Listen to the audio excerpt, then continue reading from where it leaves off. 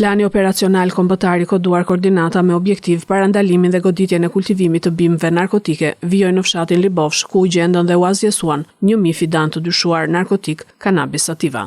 Identifikohet dhe arrestohet autori i dyshuar i kultivimit të tyre. Në zbatim të planit të posaçëm policor kundër veprimtarisë kriminale të kultivimit të bimëve narkotike, shërbimet e Komisariatit të Policisë Fier po kryen kontrolle intensive në të gjithë territorin e qarkut.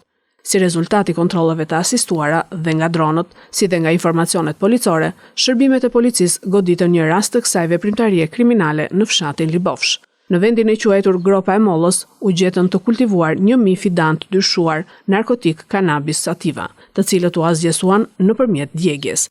Si rezultat i veprimeve hetimore dhe procedurale të kryera për këtë rast, u identifikua dhe u vu në prangë autori dyshuar, shtetasia M, 63 vjeç, banues të fshatin Libofsh.